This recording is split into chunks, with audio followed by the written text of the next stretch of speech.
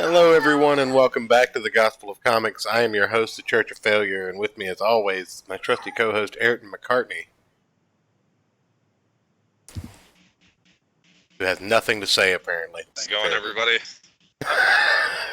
Well, normally you say how's it going or something. Yeah, well. So I was waiting for that, and then was like, oh shit. I was taking a puff of my cigar, waiting for you to do the like how's it going, and I was like, oh shit, he's not saying it. No, I wasn't. We also have an on-stream guest in the digital studio, if you will, as we coined last week. Sean Krummel, how you doing today, man? Hey, how are you? Good. How are you? So, why don't you go ahead and take a minute and introduce yourself, let everybody know who you are and what you do, and how we came to talk to you and all that good stuff. I am the world's foremost not an expert on comic books, and I run a YouTube channel called Random Back Issue Comics. Which is linked down in the description. Of that. Oh, go ahead. The basic... Sorry. You're fine. The basic premise behind the YouTube channel is to review comics that I was around or had as a kid, but never actually read. I used to live in the middle of nowhere in Pennsylvania, and I would go to a comic shop like once every 3 to 4 months. So I would end up with like, I don't know, Indiana Jones #5, and then the next one I would get would be number 10. So I couldn't ever actually read any of them. So now I'm going back and actually catching up on all the stuff that I missed out on. That's similar to how I behave with comic books. Growing up, I read pretty much exclusively back issues from the quarter bin because there was a quarter bin when I was growing up. You know, you go over and pull a reader copy of like X-Men #3. You know, and then you'd find an X-Men 27 and you'd have this pipe dream in your head that somehow magically #4 through 26 would appear in that box later if you just kept looking through it enough. Right. That'd be great. But, yeah, that's a similar way to how I behaved, and I've always preached the virtue of back issues because, you know, Stan and Jack had it right when they said that every comic should be written like it's somebody's first comic. Because you never know who's going to start in the middle of Thor on issue like 200 and something, which probably was one of my first issues of Thor to ever be bought. It was like issue 1, 2 something, I don't know. But obviously it's in those higher numbers, and those obscure series like the one we're talking about tonight with Pitt. You saw it everywhere, and I think when I was looking it up in 1992, it was the best-selling comic of November, or second best-selling comic of November or something. And in the 90s, that actually meant something. Yeah. Right. You know, if it was being bought to a store, people were picking it up. So. Yeah, I miss the 90s. God, don't we all? I'm bringing back Hammer Pants. I'm just going to say that now. The sad thing is I don't doubt you. Like, I fully believe you, and I'm not sure how I feel about that. Well, we're not on camera, so you don't have to see them. Thank God. So, I've got Pitt issue 1. Do we want to start with issue 1 or the half issue? Should we start with the half issue? Well, why don't you give where the half issue actually comes from? Yeah, go ahead. Explain, folks. You Oh, explained me? it to us off. No, I was talking to our guest. He Oh. he explained it to us off air. So Ah.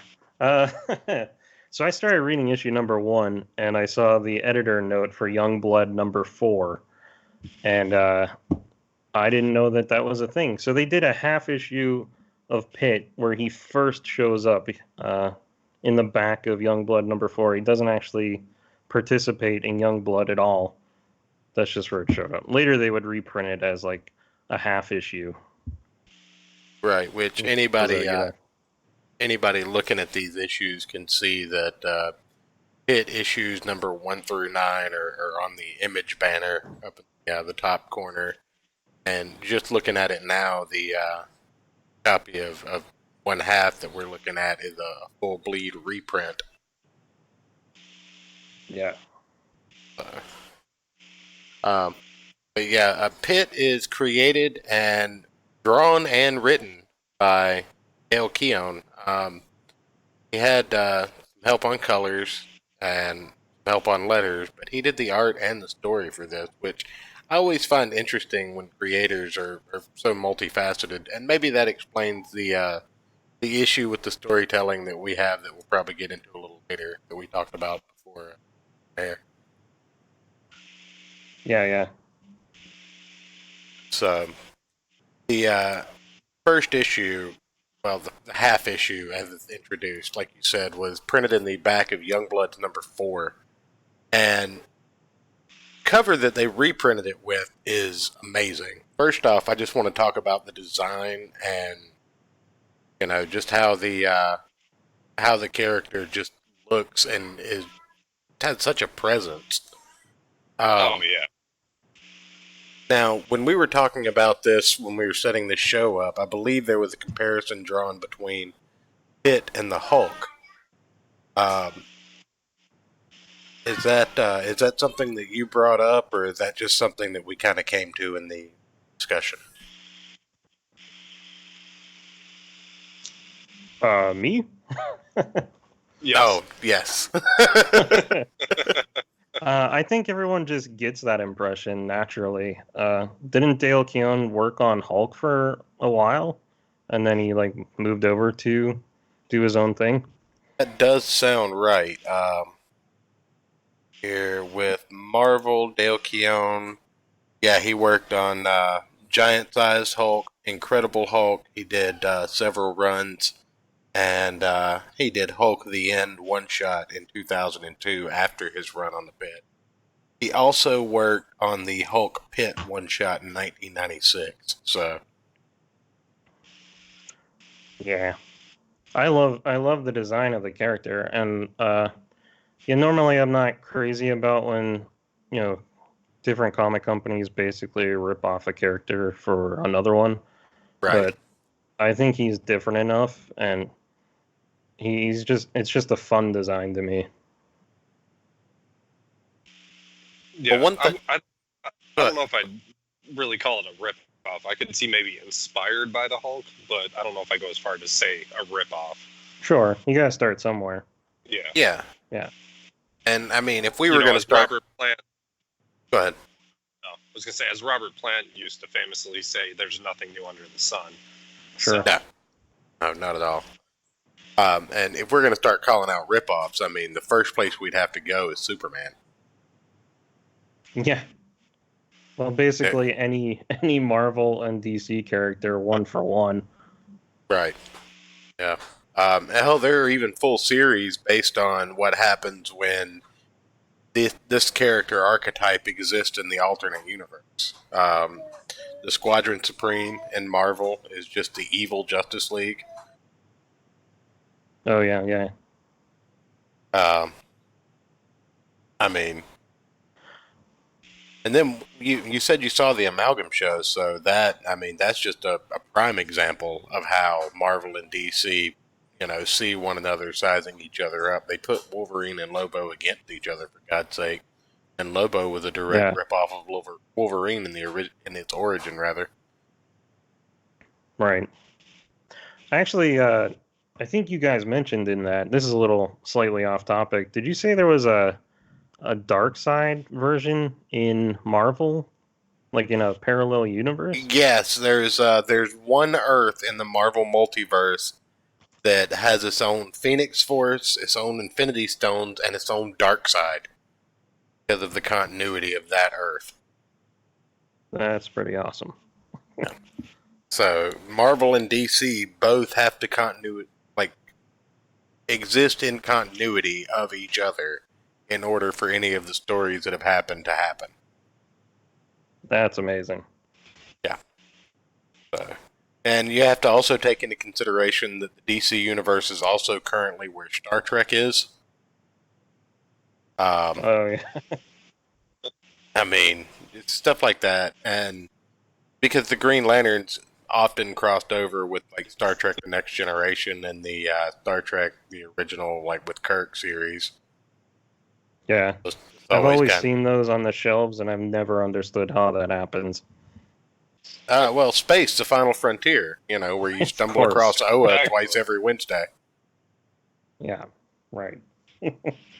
or is our And in theory, Star Wars is playing in the Marvel universe. So what now? That's true. I think I saw that. You say?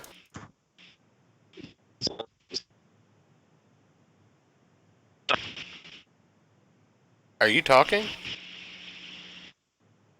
yeah, I think we lost him. I think he's gone. I'm still here. Okay. I'm not quite dead. Okay. Not quite dead. That rotary phone is acting up. Yeah, that's It's just storming out here. I might be struck. yes. When it rains, he just he turns into a robot. So, but no, Okay. with Pitt, it's almost like the Supreme story arc. You basically get the story of the Incredible Hulk without the Incredible Hulk, and Mm-hmm. with the actual story of this character, like you don't get a lot. It's served out piecemeal, like you said. Uh, most issue ones are the origin of the character. They introduce you to the character. They tell you about him. They set up his, what is it, heroic flaw, and it's the pivot point. And this book, it's a lot of action, a lot of beautiful artwork. They utilize full page spreads amazingly, but you don't get a lot of backstory. It's just a little bit to keep you hooked every issue. Yeah. So Yeah. For the review that I did, I just arbitrarily said I'm going to do the first 2 issues, and I figured that would be enough to like introduce the character and find out who he was. And by the end of it, I was like, wow, this is the most uninformative review I've ever done. well, But it was it kind of worked in a commercial way to promote coming up or showing up to the live stream, try and get more information. hey, yeah. Well, that's There what we we go. try and do. So Yeah. in This the was all coordinated behind the scenes, folks. yeah, we've been scheming and scamming everybody. We're trying to get you did the mess up your line on page 2, Sean. Your third line down. You did mess that one up in the script. Sorry. let's see. I think I've got some. All right. Yeah, here we go.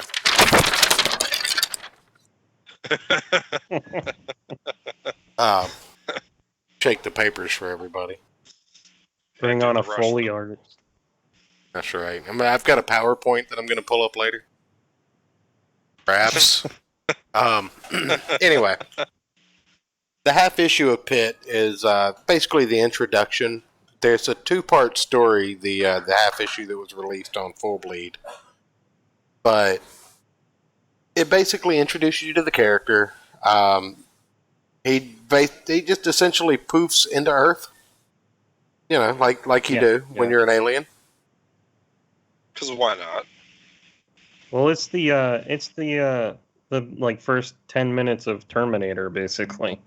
Right. Okay, I had that same exact thought when I was reading this. Yeah, it's the first 10 minutes of Terminator 2, where he shows up. You don't get the scene where he takes someone's clothes, boots, and motorcycle, but he does take someone's clothes, boots, and motorcycle. Well, not their boots, the chains. He doesn't wear shoes. Okay, yeah. I was just going with the gimmick, but yeah, he takes their clothes and wraps a bunch of chain around himself because this is the 90s. That's what you do. Bond had chains. He doesn't have random pouches though that serve no purpose, which is kind of disappointing. Well, Think hopefully it- you got your fill of that in Youngblood number 4. Yeah, yeah. Rob Liefeld and Youngblood. I mean, that's where you get pouches. They're $1 a piece on the costume. But yeah, the half issue literally he pops into existence. You have no idea where he's from, but there's an entire race of people that kind of look like him that are looking for him.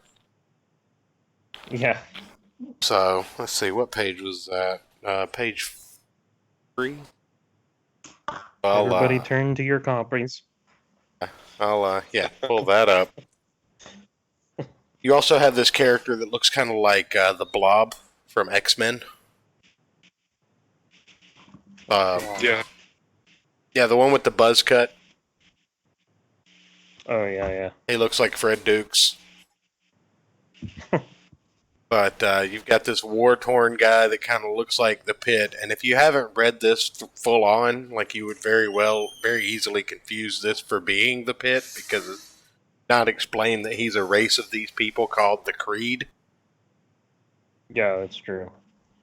The Pitt is introduced to be a hybrid of human and Creed, I think in issue 2 or 3.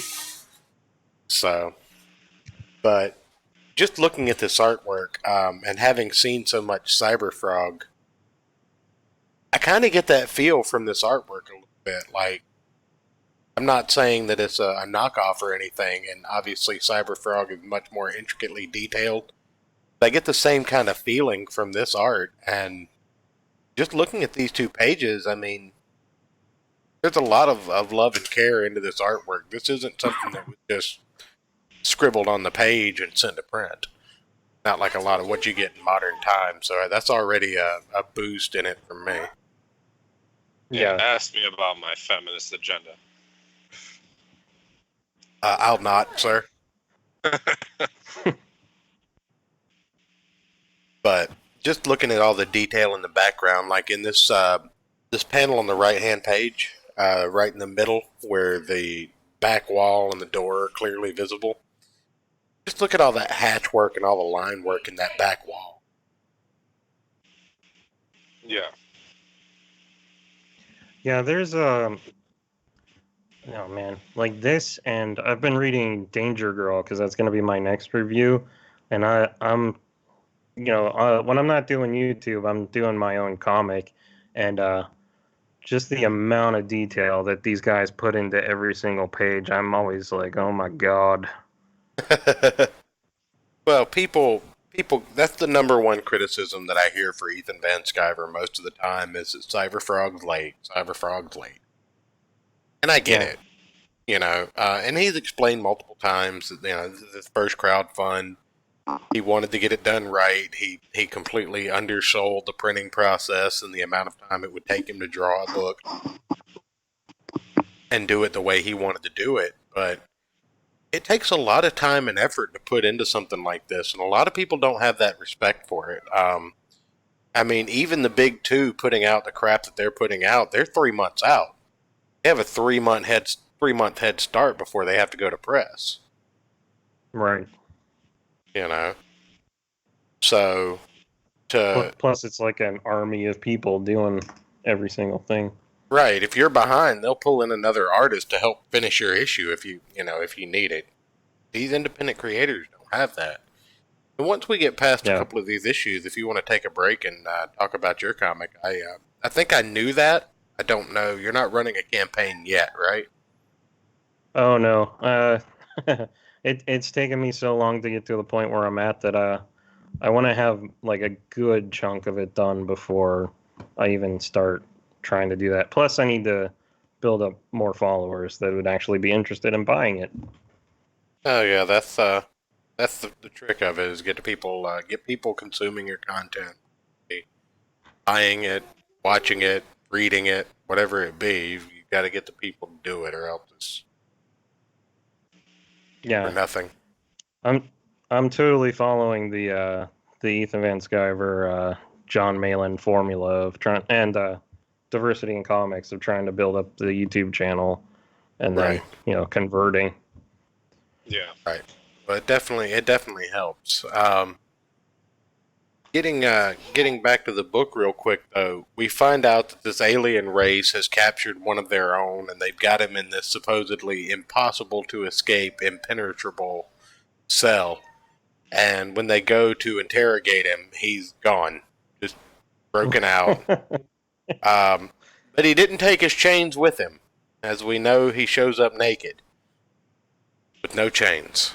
But then you're introduced to a kid on a subway train and his grandfather. They just got back from a Penguins game. There's a woman getting harassed like there was in every comic book in the 90s. The little kid's kind of a badass, jumps into action, hits one of the bad guys with a hockey stick, and then the assholes start to, assault the kid and his grandfather. That's where Pitt pops in, this little portal thingy in the right-hand page on the bottom. That's Pitt coming into Earth. So, like you said, very Terminator 2-ish. And a gorgeous shot. Yeah, well, even the fact that these are crowded. Hey, my mouse is on screen. I like that. I didn't know my mouse actually showed up on the reader. That's good. Let down real quick. I want to skip a couple of pages here. Oh no, I don't. I'm just gonna blow my allotment of pages, just showing you guys this spread, because when he pops into the comic, it's the best use of negative space I think I've ever seen. But it's all just showing how hulking this figure is without doing a full page splash of him. Also, he doesn't have a nose. I think that's the most unsettling thing about him. Not the teeth, the giant grin. No, it's the fact that he has no nose. But we also see his claws transform here, and I didn't notice that the first read through, is that you actually get a spot of his claws like coming to form here. So he wasn't even fully evolved or whatever when he came to Earth. I think that's just one of his powers, that like when he gets angry, they extend and he goes after aggressors. Okay. So that's got to be hell on gloves then. Yeah. But yeah, I never noticed that, because I've always, like, in all subsequent art that I've paid real close attention to, his fingers are pointy. Yeah. So very interesting. And it also looks like the thumbs, like the fingers just look a little bit off in this first panel here. The pinky's just too far separated. Kind of looks like a sideways thumb. How dare they? They should just recall all the issues. Right, yeah, this is just unacceptable. Not to mention that it's better than anything I could do, you know. Yeah, so the art's absolutely gorgeous in this, and the fact that this was, written and drawn by the same person. I think there was some, what was it, artist, there was a secondary artist credit in a couple of the books. So he did have some help, maybe with shading or inking or something like that. But the art's really good. The story's a little lacking, but like I said, there's enough action and just enough of a breadcrumb trail that you can follow through to kind of keep you jumping from issue to issue. It introduces a lot of characters, it feels like, but it doesn't introduce any of them at the same time. So by next issue, you're not even going to remember the alien race or the fact that they were working with humans or whatever, and that'll pop back up in like issue 2 or 3. Especially if it's monthly, you're gonna have to reread these issues like every time a new one comes out. Because I was like, are these like just written differently, or is my brain not retaining information? But it's like you get one nugget of backstory, and then you have to, or it's just all action. Well, they also don't have the previously on or previously in. Oh yeah. You know, like a lot of Marvel and DC books will do. That first page is previously on. So Cheers. go ahead Yeah. and move over to issue 1. Like I said, I'm really impressed with the artwork. The cover of real this. quick, Go ahead. before we move on to that, after he beats the crap out of those thugs on the train, we get this random story about a chick who was about to be burned at the stake and then becomes a werewolf, which doesn't show back up until like issue 7. I was waiting for this werewolf thing to pay off until like issue 7. I was like, what the hell is this? Oh yeah, that. Oh, that's Did they address that again? yeah. That's the girl that was that attacked Pitt, that was attacking or that was being attacked. Mm-hmm. In issue 7. You read to issue 9, right? That's what you said this morning? Yeah. Yeah, she was in like issue 7 or 8 for like 5 minutes. Right. Yeah, it was like 2 pages she was in. But there's this whole backstory for her in this that's however many pages long. And then, nothing for the next 5-ish. Was that in the sorry. Go ahead. Was that in the reprint? The half issue? Yeah, that was in the reprint of Full Bleed.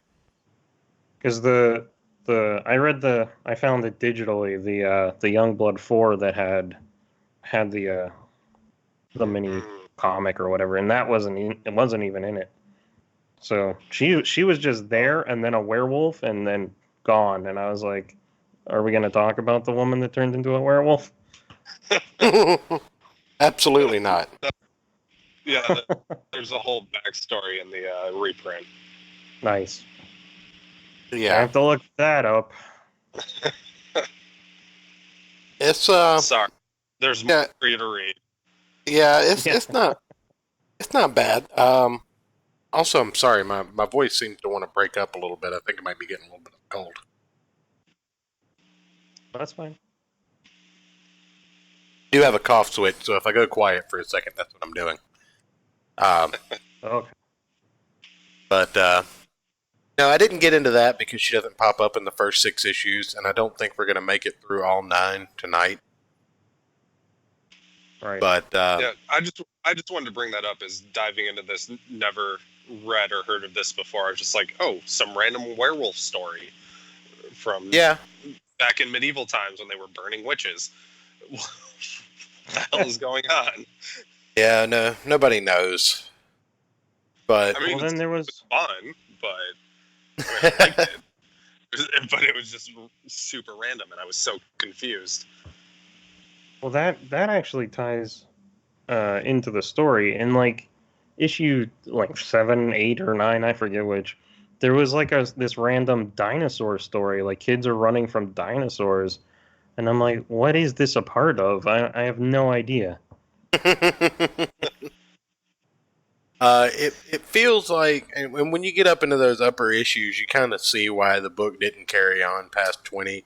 It was very disjointed. There didn't seem to be a clear thread to run through the entire book. It was disjointed in such a wonderful way, though. It was. The first half of the series is really good. I haven't read the second half of it yet. I really did like the Darkness character, so I'm looking forward to reading the Pitt Darkness and the Darkness Hulk crossovers. Yeah. But the Darkness is apparently also at some point this guy's character, so or he helped out on it or something. I don't know. I don't think he owns that character, but I know that Pitt and Darkness crossed over, and that he had a hand in the Hulk Darkness crossover. But that might have been while he was Marvel.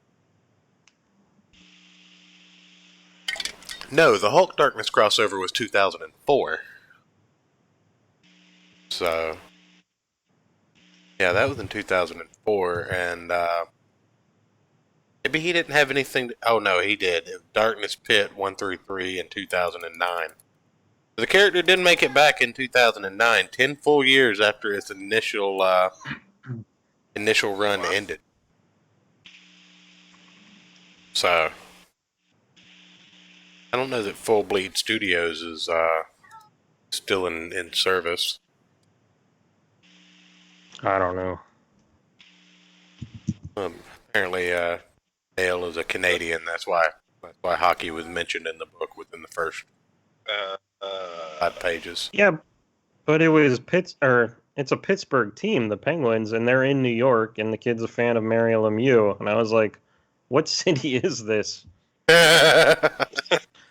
It's a comic book city, guy. Excuse me a bit. This mystical land where Pittsburgh and New York are one and the same. Wait, they're not? Well, they're probably about as cold as each other. Damn it! I got to go back to geography class. Which way is up and down? Anyway, back to issue 1.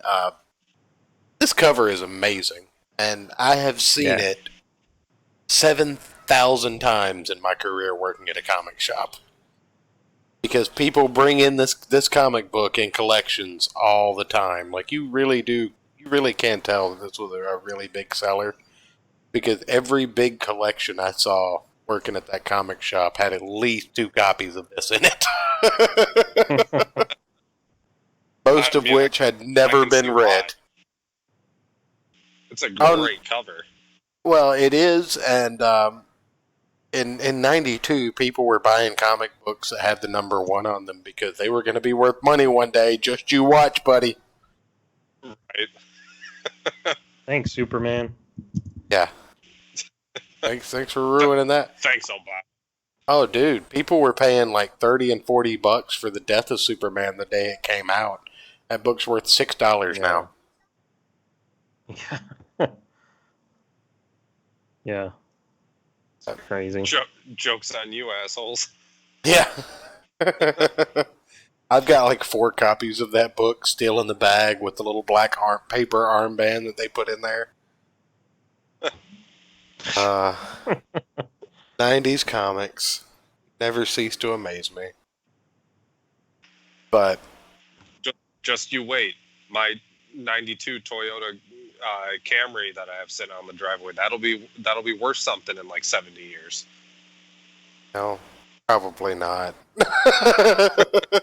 No, it'll probably still be running though. Yes, that is true. But again, the thread, or not the thread, but the theme becomes pretty apparent in issue 1. You get a lot of fighty. There's a motorcycle gang. A very interesting shot of Pitt flinging 2 motorcycles with his bare hands. Which is fantastic. After assaulting the entire motorcycle crew. Page is that? It's going to be page 7. So that pulled up. Can we just point out one of these assholes on the motorcycle has like a goddamn flail that he smacks him in the back of the head with? Like, who rides a motorcycle around carrying a flail? This guy. And it doesn't work out for him. I'll pull that up first. I feel like people would carry crazier things. Oh, yeah. Well, motorcycles are a bit precarious. You got to watch the weight distribution. You don't want some giant spike ball flopping around while you're trying to ride. Well, that's why he's holding it over his head and spinning it perfectly symmetrically. So he was doing that the entire time he was riding. Just and look how big his arms are. To clobber. He's got green veins, man. Well, okay, fair enough. I mean, he's got a shift with that hand. Or use the That's clutch, true. I guess. Not technically shift with your foot, but Yeah, he like, get like let go of the chain real quick, grab the clutch, shift, and then grab the chain before the ball goes flying. It's like Right. super quickly. that's how that Your, works. your point is well made. I appreciate that you know how a motorcycle works. I rode a Harley for 6 years, and if I see in a movie people throttling with their right hand or their left hand, I get so mad. Well, unless it's an old Triumph, Yeah, before like 1960. sure. I'm the only one on stream that doesn't ride a motorcycle now, so that's cool. Well, I don't have my bike out here, and so Well, then you should go get a me flail. both. I miss it. And just run down the street with it. Yeah, or just get on like a 10-speed like mountain bike. Oh yeah. Okay, so I do stand corrected. There is another finger transformation here. I guess I just wasn't paying that much attention to it. I was just I completely missed that. yeah, but This book is weird. You Well, see maybe it's things and then you just forget them. well, it's not that I don't think that it's that I forgot him. I think it was the fact that I was too awestruck by the fact that he's just grabbing two motorcycles from the ground and lifting them above his head. And that's not what makes him angry. It's getting shot in the stomach with a shotgun that makes him angry. He's calm while he's ripping motorcycles off the ground. Yeah. So he gets shot.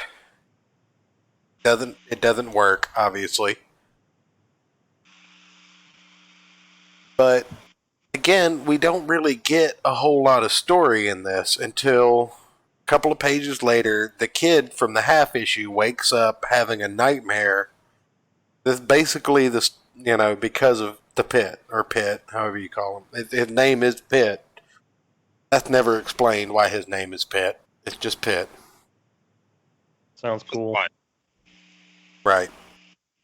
All the names in this book are so fucking hard to pronounce, too. Let me just be the first to say that. There's a light entity that's inside of the Pit in his subconscious, and that's part of the reason he had to come to Earth to be the planet's salvation, even though he's in it's so weird. There's just so much going on. The more and more I think about it, the more convoluted the story is. And I loved every second of the weirdness. And like him escaping from prison, because he can like teleport.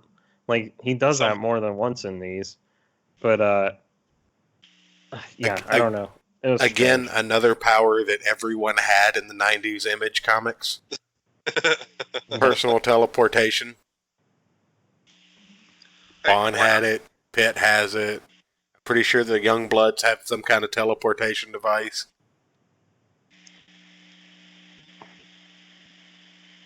But Teleportation's cool. So we're then introduced elsewhere to the police of this area of New Pittsburgh. And there's a new detective joining the squad. And, she's, let's see. Bobby What's his name? Harras. Yeah. Bobby Harras. And her new partner she's the new partner of John Smithers, I believe. I thought it was Jack Smithers. Jack Smithers. Jay Smithers. The fact that he was named after Monty Burns' butler or assistant or whatever had me a little... Oh, yeah, that's right. They did. I was like, I completely missed that he had a first name. Well, that's how unimportant he is until, like, issue 9. Yeah, and then he's like the most important character in the whole thing. Yeah. And there's a lot of that in this story, folks. They don't even build him up. They don't even build him up. No. He's just gone 1 minute, and then this detective, there's more to her than meets the eye. And this is the weekly part where, and I do apologize to the guest because this was not planned. This is not in the script. We're going off script. Get down to your butts, everybody. But every week when it comes up, and it comes up a lot when you're reading old comics, I'd just like to point out that the new character introduced with a unique identity is a woman. And later on, you're going to find out. Oh my god! She's pretty badass. And she's not making a sandwich? Yeah. You mean damn. Ruining our comics. But I thought there weren't any strong women in comics or movies before 2016. Oh, no, Right. there weren't. You're right. I mean, the Alien movies were just a mass hallucination. Right. Hold on, Alexa's yelling at me. Alexa, stop! CIA, stop listening to my conversations. That's a first for our show. Yeah. It's a Christmas present. Oh yeah, I gave mine away. I won one of the Secret Santa, and I was just like, I gave it to somebody before I even left the building. I didn't even let it in my car. They don't know where I live. Sounds so thrilled that you got it. Oh, it's a running comedy skit in our house. Like, I'll ask her a question and she'll tell me the definition for a word that I've never heard of, and I'm like, that has nothing to do with what I asked you. But you're smarter now, so you're welcome. I just wanted to know what year Ghostbusters came out, and you told me how to make a souffle. Aren't you making? They'll kind of connect, don't they? Yeah, sure. Why is it? No, that's not what that's what I want. So, you broke it. I always break everything. So, issue 2, again, you get an amazing cover, all the chains. Let's just talk about this little almost vest thing that he's wearing here. Very Village People of him. Yeah. I assume the leather jacket didn't fit quite right. Yeah, so he ripped the sides and the arms and most of the back out of it. Sure. Wrap some chain around it. Can we also point out, not only is he lacking a nose, he's also lacking nipples. Yeah. Just also a little off. Like, you can be missing one of those things, but you can't be missing both. Apparently you can. That's a little much. So we open up. Sorry. Go ahead.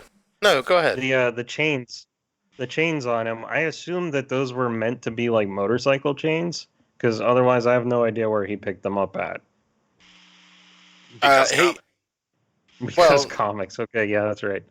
Yeah, if you've seen our show in any capacity, one of the early reviews that we did was for the adolescent radioactive black belt hamsters, and that's literally the explanation for half of the things that happen in that series. On panel, one of the characters says, "Because comics." Nice. So we figure that's just universally unspoken from here on out. Okay, I'll accept it. I just want to point out the fact that these 3 guys are robbing a bank in pump you up shirts and pantyhose stocking mask. As you do. we all got a little wild in our youth, right? Even without the masks, it's like the most utterly inconspicuous outfit ever. Yeah. We're on the lookout for 3 guys, and I think they might be triplets. they're dressed exactly the same. Or at least gay threesome, one of the two. Why not both? I disavow gay incest. Outset there. Yeah, let's go ahead and put that out there. I disavow myself. Disavow for Sean. You know, I don't want to get in trouble either. I appreciate that. I was drinking water. Yeah, feel free to disavow anything we say during the show. Yeah, just tell people that it wasn't even you on the show later on. Probably your best bet. It wasn't me. No, that's. I spliced a bunch of my don't have videos together to. It's a deep fake. No, nobody would believe we could pull off that technological skill, though. Church, come on, let's be.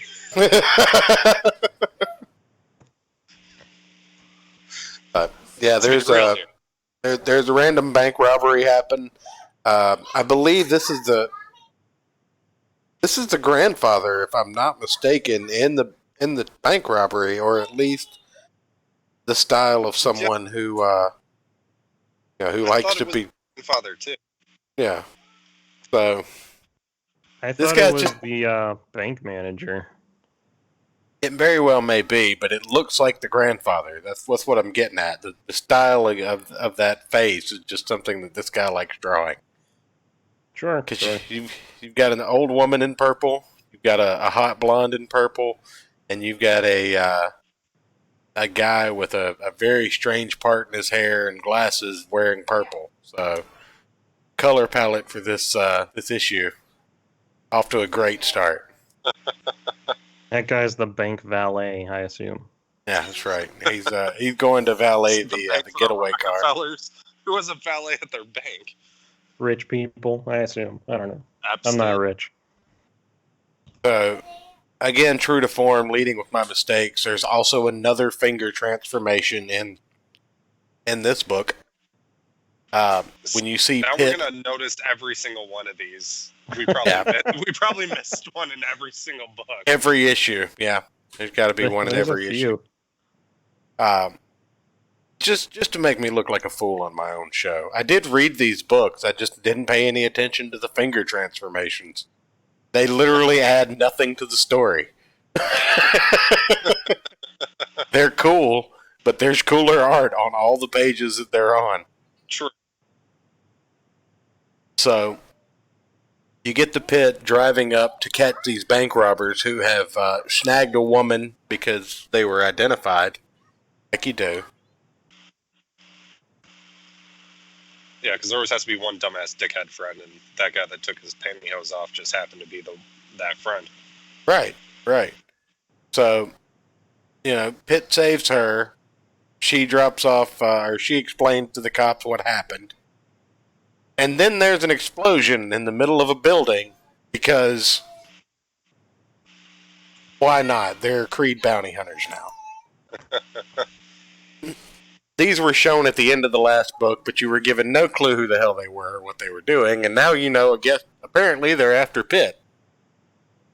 But because of the subconscious... Yeah. Because of the subconscious entity that Pitt's carrying around, nobody... that we're just now finding out about. Yeah, nobody can track him. So they're going to track this kid who just randomly happens to have the same genetic makeup as the Pitt. I'm going to keep saying the Pitt like in Parks and Recreation, that thing that Andy Dwyer fell into. It had the theme song. I fell in the pit. Yes, that one. But this is where you get kind of an idea that the officer also is more than she seems, because she lifts up a beam of concrete that weighs tons, and she tries to write it off as adrenaline. And he's like, adrenaline my ass. Now, did you guys think she was also going to be like some sort of alien spy for like the light people? Because that's what I thought. Not really. No? I don't know. I just thought she was a random detective woman. I mean, like when she lifted up the beam. Oh, I was like, she's got to be like an alien spy or something. I just assumed she was a superhero that was going to be from like another comic or something. Yeah. Sorry. All right. No, I didn't know what was going on with her, because at this point, I'm just sitting here thinking, okay, because I was going through this looking at similarities to Spawn because I've been reading a lot of Spawn lately. First off, first similarity, side boob action right here in this page splash. You get the shirt that's ripped up just enough where you see side and top boob, but no nipple. So very good, That was very image. that was like a classic '90s art thing to do. Hmm. Yeah, show as much boob as you could without showing any boob. Right.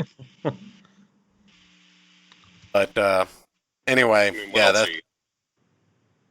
seriously though. The similarities you've got the cop colleagues, detectives that are on the hunt for this wayward hero, but don't know that they're all on the same side yet, kind of thing. Um, you've got random cyborg bounty hunter type people after the protagonist of the comic. You've got a backstory that's so damn convoluted that it's impossible to follow. You get trinkling backstory information every issue for the first 10, 15 issues. So far, the similarities to Spawn are disgustingly similar.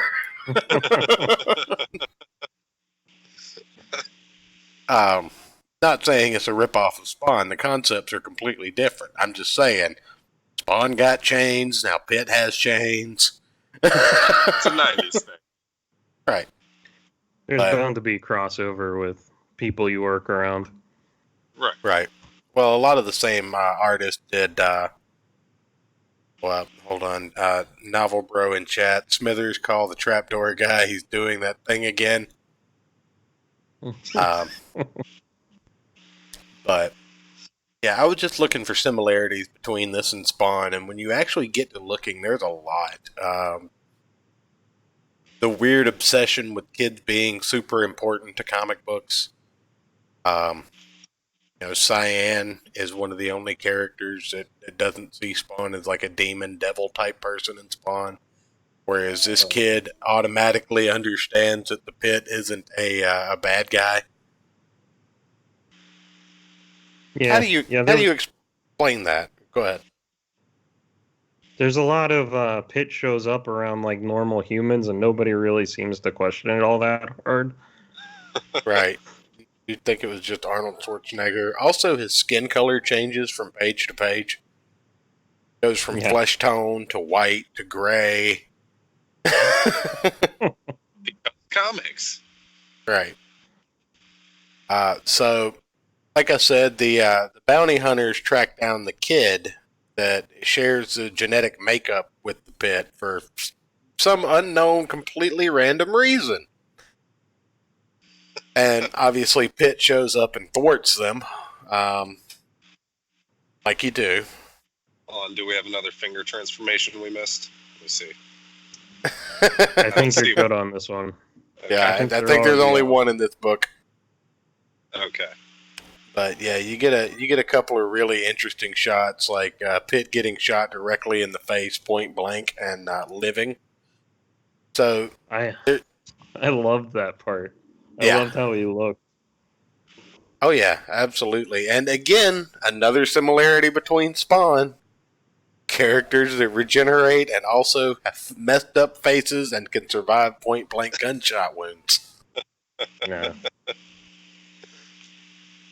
Oh, the '90s were a fun time. Yeah, because beat for beat, this happens with Spawn and Overkill.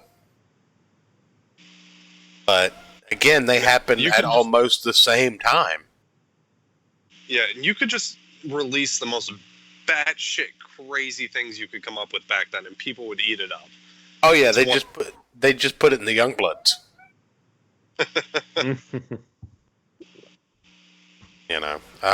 Or on Starbrand's team, or not Starbrand, Supreme's team, whatever that was at the time. Knockoff Superman, I think, was part of Image Comics for a while. Was it Image? It was some kind of I think it is. I found that in a dollar box a couple of months ago, and I grabbed it just to do a review on it. I have the first 9 issues out of a dollar box that were free on Free Comic Book Day. Nice. The shop that I go to has a thing where you can do like 5 comic books, or if you spend like any money, that you just get as many as you want or whatever. They have like back issue bins of stuff that hasn't moved you can pull out of, and I was thumbing through one of those, and I was like, "There's a complete run of Supreme in here. God, this has got to be awful. I want it."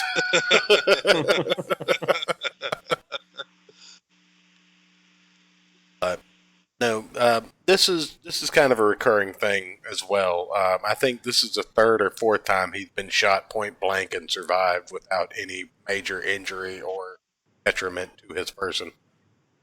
Mm. So that is one complaint that I will have about the story as we go forward. It doesn't really feel like Pitt can, like, he can't lose. Well, not until later when his brother shows up, right? That other Yeah, but monster. even then, like, if you look at that, if it would have carried out without interference, wouldn't that have been, that had just been like an eternal draw? I don't know. But at the same time, is this more of a story that's about like the actual like logic and like following the story of Pitt, or is this more of just like the spectacle of everything that's going on?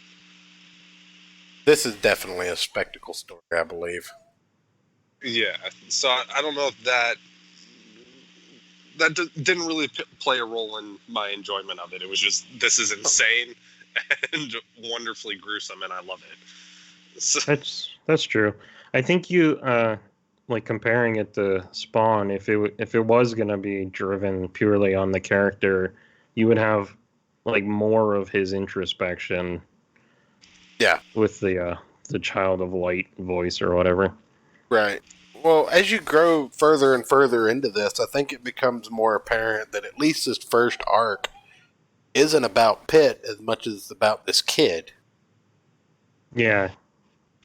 yeah, Timmy, the most generic white boy suburb name they could have come up with. Yeah, the little guy that literally is Calvin and Pitt is his Hobbes. I was just gonna say that he's dressed like he looks like Calvin. Mm-hmm. Well, that's the that's the theme of the story that I get, because he's not freaked out by the fact that this monster is talking to him, just like Calvin completely suspended his disbelief to believe that tiger was actually alive. Right. And anytime this kid's in trouble, not only does this guy know about it, but he suddenly shows up to help him. So, yeah. Well, they're like psychically linked, aren't they? Yeah. And we'll find out later. Well, I don't know that we will on this show. Like, I'll explain it, but I don't think we'll actually get to that. But later we'll find out that there's a subset of aliens that are not the Creed, that are enslaved to do the Creed's work, and they kidnap pregnant women, but only took one fetus out of a mother pregnant with twins, but somehow psychically linked the two children, even though one is Pitt, one is Timmy. Dun dun dun. Yeah, somehow they're twins. Obviously not identical, but well, the psychic link. All twins are like that, right? Well, yeah, twins are just weird in general. Yeah.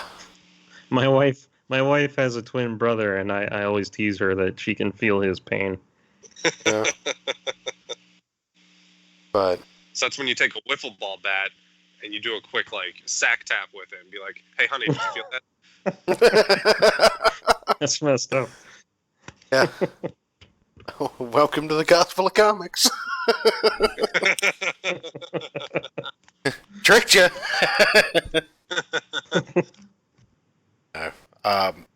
Yeah, again, the story kind of just falls off after Pitt jumps in and saves the day. There's a little exposition, but it really doesn't explain anything.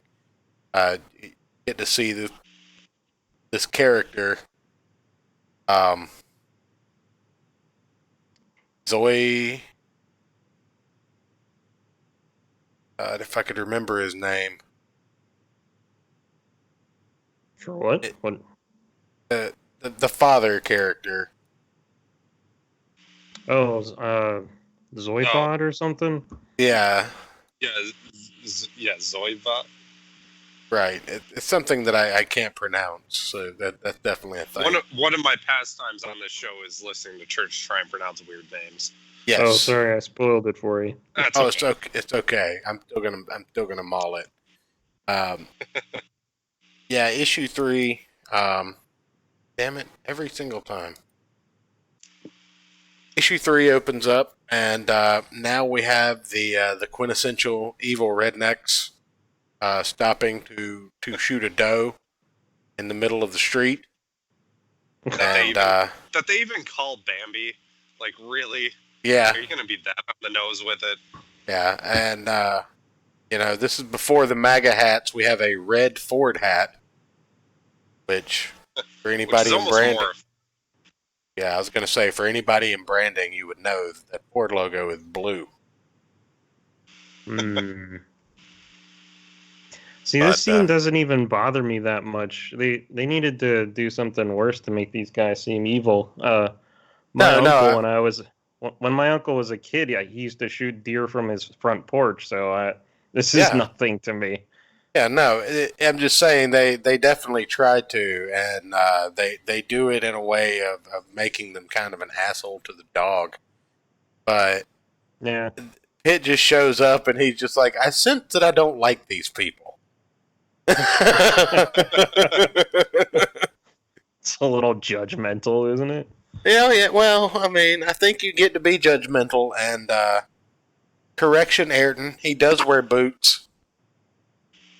What? Where? Yep. Look on page 5. No. No, he's most definitely barefoot. I mean, it looks like that, but look at the back. That's definitely the sole of a shoe. No foot is that flat. Page 5 or 6. The one where he's walking with the back of his leg showing. Like the panel right above it shows his toes. Panel below, blatantly the back of a boot. Yes, but where would he get? Why would he be barefoot and then have shoes on? Like He's in the just got same shot. He's just got no arch support, I think. Yeah, he's just flat-footed. He couldn't join the army back in Vietnam. Okay. All right. So we'll jump back in with a little bit of fan service. The scantily clad, barely covered with the towel woman drawing. It was obligatory in the first 5 issues of every new series. Well, yeah, that's how you hook young readers. Oh, that's how you. How old? I'm not gonna lie, that worked on me growing up. Oh yeah, absolutely.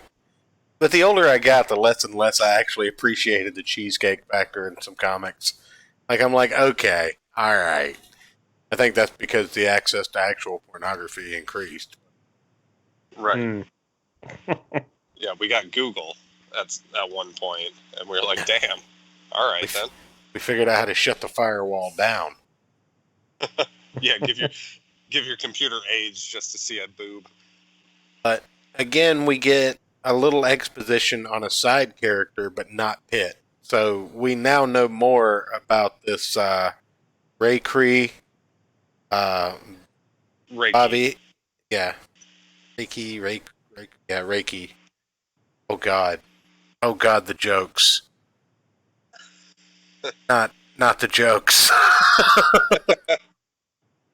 I hadn't said it out loud until just then.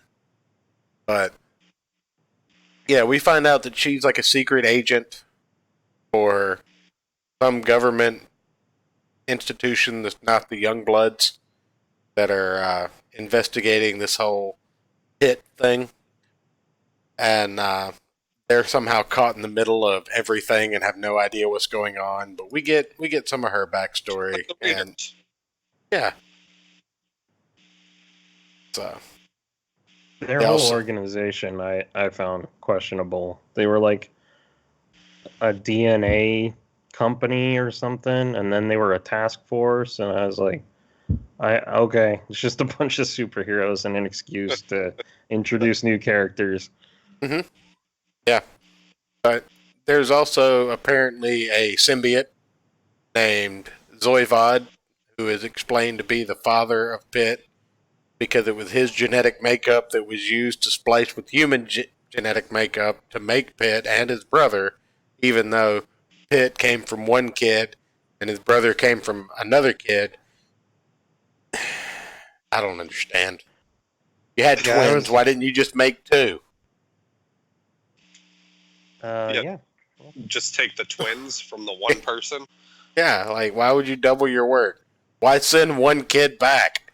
Like, do these aliens have half a conscience?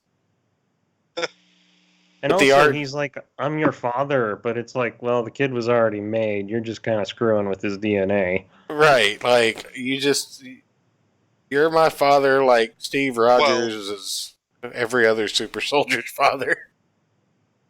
Well, in England, they just like Careful. genetically no, hold on, they genetically engineered like a embryo using like three DNA from three different people. So, I mean, really, this was just ahead of its time. Every day we stray further from God. And closer to the Clockwork Elves. I'd be okay with that. But let's see. And the psychic vampires. Don't forget those. I'm just worried about the chemicals in the water and the frogs. Yeah. But I just wanted to take a minute and appreciate the artwork of the symbiote forming, blade-handed, spiky character coming out of the ground with tendrils and announcing himself to an empty audience, seemingly. Like, there's nobody around in these pages, but he's like, "Ah, I'm here!" And then he just looks around and is like, yeah, nobody saw that.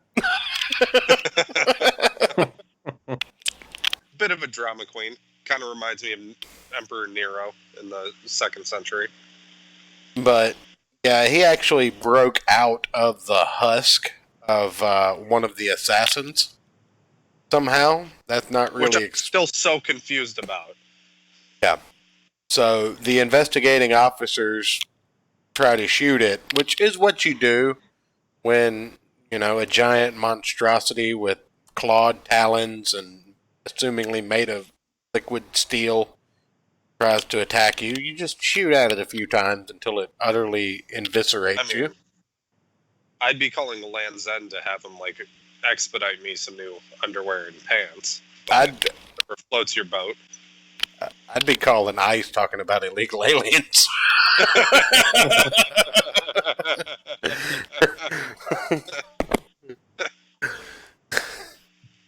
I mean, tomato, I guess. ICE, get over here now. We need to check this man's visa. I don't think it's legal. He just crapped up out of a body. Okay, if I ever have a legitimate UFO sighting, I'm totally going to call ICE and be like, hey, I see some illegal aliens up in the sky. That's right. Absolutely. That is what they're there for. That will not get you in any trouble. Yeah, that'll not get you in any trouble whatsoever. You call from a payphone.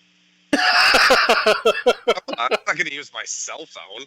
If you find a payphone, you should call and report that to someone.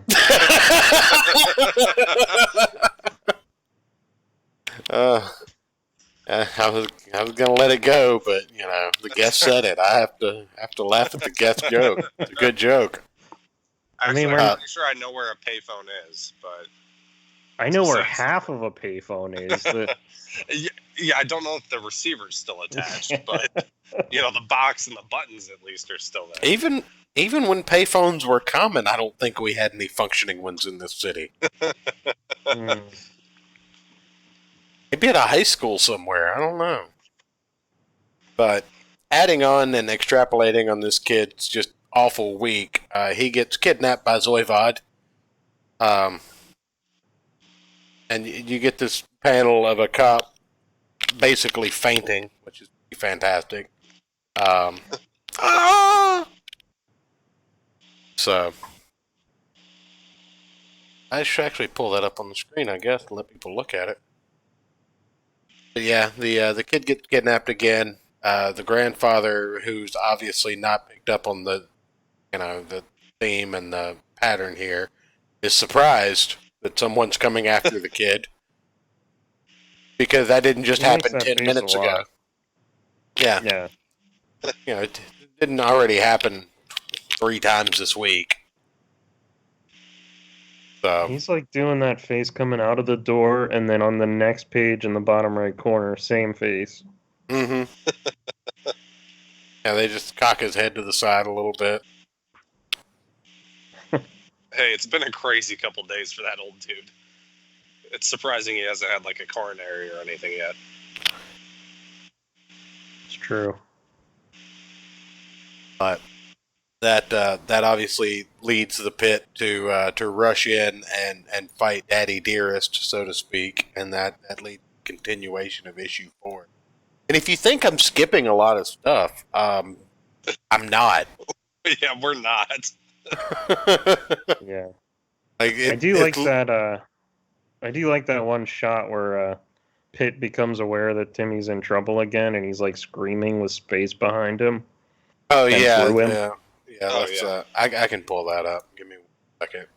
I already switched over to issue 4, but yeah, the only thing that I'm skipping is art for copyright reasons, but there's Yeah, literally this story not a is lot that crazy, happens. folks. Yeah, there's not a lot that happens issue to issue. Maybe 2 Yeah. or 3 different story beats take place, but it's a long time getting there, and a lot of full splash page action sequences like this. Like there are 4 word bubbles on these 2 pages. Yeah. Oh, hold on. Do we have any more finger transformations? No. Though we do have fingers on one hand in one state and on the other hand in another state. Yeah. Okay.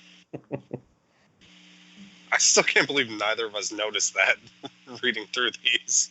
Well, who the hell pays attention to the tips of someone's fingers? I saw them pointed enough and I was like, okay, it seems like he just has really pointy fingers.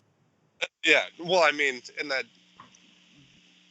first bit when he lands on the train and it shows it frame by, or panel by panel, the claws coming out. Yeah. I don't know why I never noticed it. Like I said, it's never explained, and there's always something more exciting happening on the page. But And see, you can see his toes are out, so he's not wearing boots. he could be wearing half boots. His toes could have poked through toenails. Or like those toe shoes, Yeah. those like those 5-finger like running shoes. You know what I'm talking about? Yeah, the ones you wear on the beach to keep from stepping on syringes. Why don't his toenails grow? But, huh? Why don't his toenails grow out too? Yeah, why didn't he get Good pointy point. toes like X-23?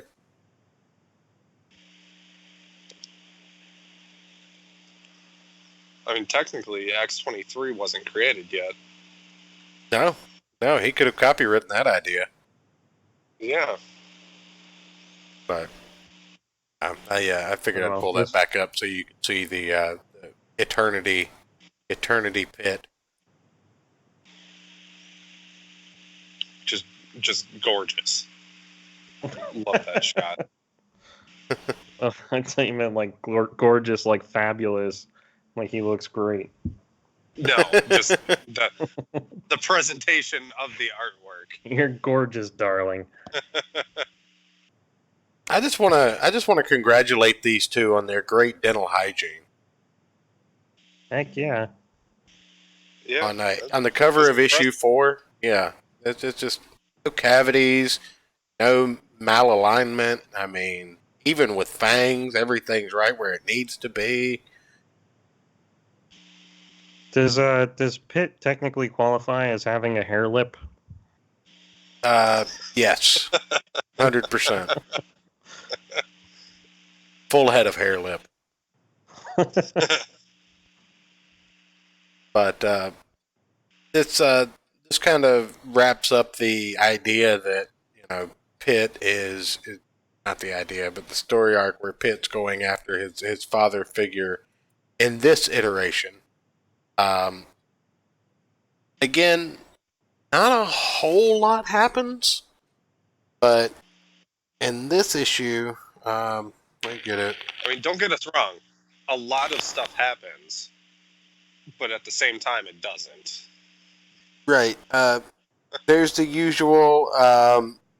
There's only one person who can save this child, and then Pitt shows up right on time. The bad guy throws Superpower the. the impeccable timing. Yeah. Yep. There's Pitt another shows. red Ford truck hat. Yeah. Can't help themselves. Maybe one of these guys had a red Ford hat, but that one doesn't even have the oval. Yeah. Pitt manages to just grab the kid out of midair as he gets hit in the back with a power line. There's an onslaught of police fire because that worked so well last time. Right. Pitt transfers the cherub consciousness, the child of light consciousness, into the little boy, and then proceeds to go start fucking up the father figure, just going to town on him. And this is where we figure out that Pitt is basically a gopher,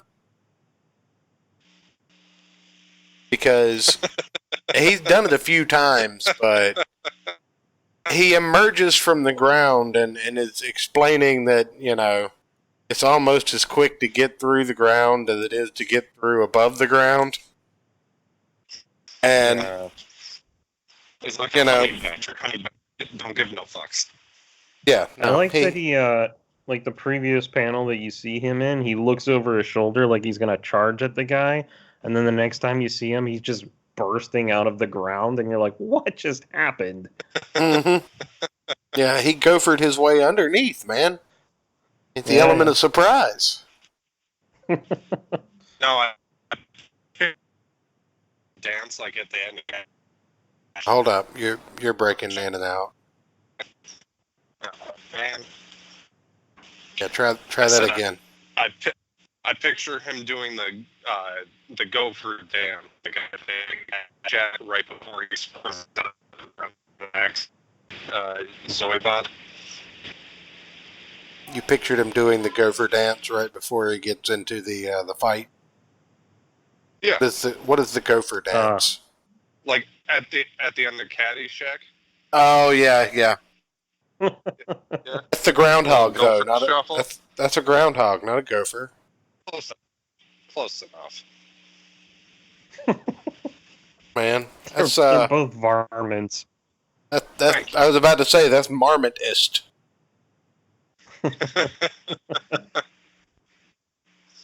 But yeah, they get into. I could have said something about the Jews. Well, they get into their fight after Pitt releases the entity of light into the child, which, this kid's only been kidnapped, 8 times in 4 issues? It seems like he needs a bigger target on his back. I don't know about you guys. Or he should have done it sooner, give him some sort of, leg up in this game. Right. So the fighty starts to happen. Pitt basically gets bested by Father Zoivod until the little boy. Say dad. Yeah, I'm not doing it. Not until you fix your audio. But the kid jumps back in and is obviously imbued with the power of light, and just completely decimate Zoivod in one strike, just yelling at him basically, and blows a hole in him. So the whole fight with Pitt was pointless. Apparently, Pitt had the power to do this the whole time as well, and gave it over to the little boy because comics. Yeah, but Like, to be fair, they only did it. I think they said to save the kid's life. I guess he yeah, was already almost dead. well, I don't yeah, know. but I mean, if you had the power to do this, you could have done it before he ever threw the kid. It's true. You could I have done mean, it just as a for protection type of thing to be at the in the half issue. yeah, like let me just yeah, let me either give this power to the kid as soon as I meet him on the bus or the subway, or let me gopher up under this bad guy, put some magic juju on him so that he crumples into a pile before he ever knows I'm here. But no, we need like 9 pages of a fight sequence, 1 page of half-ass explanation, and then the kid's gonna save the day because comics. No doubt. Exactly. These pages of fighting though are pretty awesome. Oh, absolutely. Although I will say that the page where Zoivod is just being disemboweled because of an 8-year-old yelling at him is satisfying. Is that a metaphor for parenthood? I think now, yes. I think now it is. I think this is what modern parents are worried would happen if their kids yell at them. Probably. But the kid, I think, You know, falls. do you guys ever? Go ahead. Oh, I was gonna say, do you ever just? I agree with everything you're trying to say right now. God damn it! Yeah, Skip dude. It was a stupid joke. That tree is far away. Mitch Hold the Hedberg tin is a can tighter genius. so the string is more taut. So you can hear better. Okay. Cycle your headset, and I mean, even if you have to, jump out, and jump back in the call. All right. It's just rough. Been rough for like 20 minutes now. I've just been dealing with it. I haven't even fired you. I felt so bad. I tolerate your presence. That's pretty much the relationship we have with one another. Yeah. I'll be back in a sec. It's you again? You didn't quit yet? But yeah, just to wrap up. Wait, you fired me. Just to wrap up the issue, Pitt has an encounter with Reiki again, and she's like, "I'm taking you in. You have to follow the rules." And he's like, "I don't think so." And he just walks off, and he's like, "Yeah, you're just gonna have to shoot me. Like, I don't really give a shit." And then he takes the corpse of his father with him. That's the weirdest part of that. Like, I'm just gonna take this corpse with me. Why wouldn't you? It's like, you gonna eat that? Right? Where can I get a tortilla and some refried beans at this hour? Hey, he's got a cool skull. Maybe he's got like a skull collection. You know, like the Predators. I mean, probably. I hope so. But that takes you into issue 5, and this is probably my second favorite cover. All of it's like red washed. Got his hand coming up out of a pool of what seems to be blood, and the two eyes like twinkling in the background. It could be semen, though. You don't know. God damn it, Ayrton. I liked it better when I couldn't understand you. You brought this on yourself. I know. But this is where we're introduced to the crew, as it were, of Reiki. Even though she goes by Barbara Harris or whatever, Bobby Harris.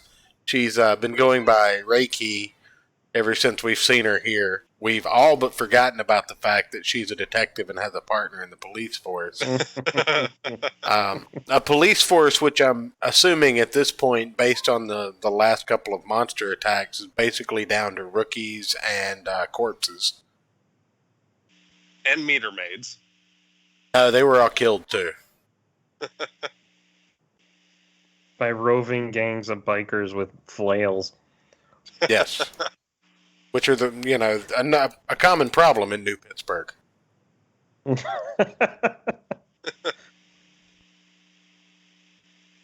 Oh, appreciate you stopping by, Cartoon. Good to have you, buddy. We're just getting into issue 5 here.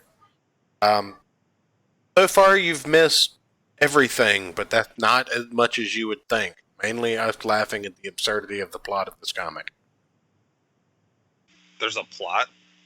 Shh. Don't ask questions. I mean, eventually there is, just not yet. Yeah, well, I don't think we're actually going to see a plot on this show. So, That's true. The plot doesn't really show up until after the first adventure. yeah. So this is where you're Go ahead. No, it's just like, which is like 9 issues in. Yeah.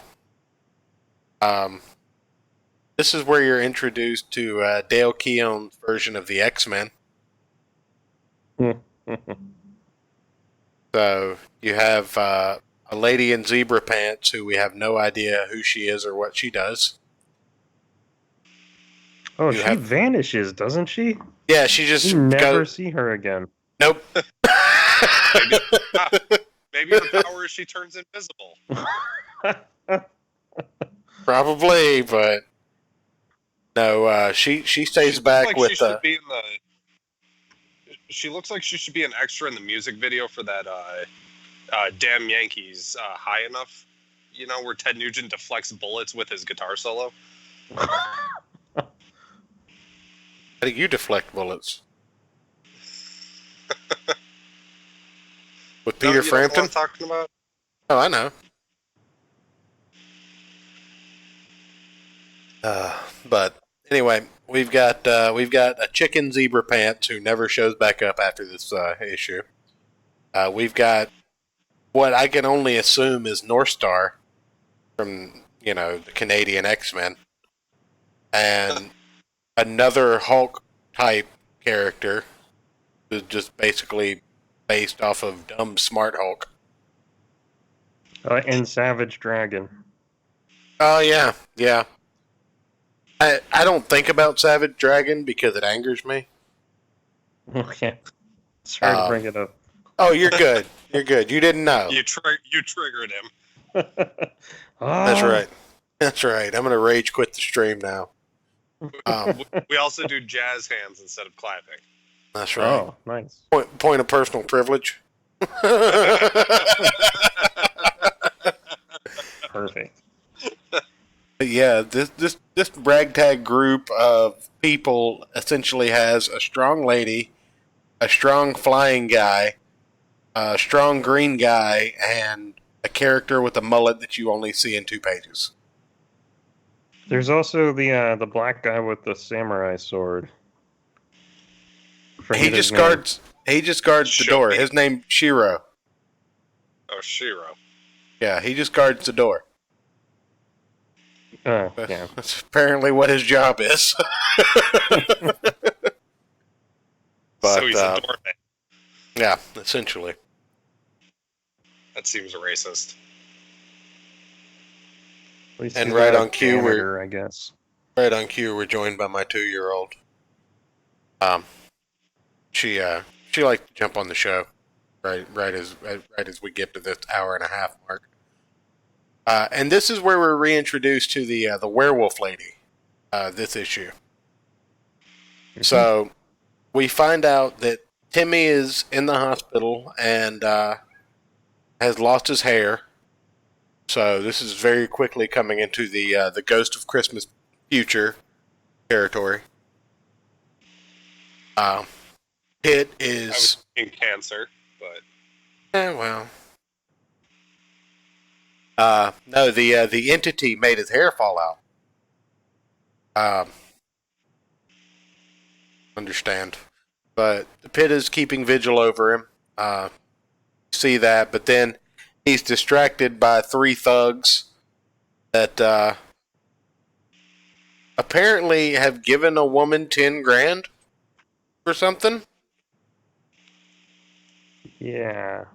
You know, she's apparently sold drugs to them or bought drugs or didn't deliver on something, and you know she's dressed kind of like a lady of the night, if you catch my drift.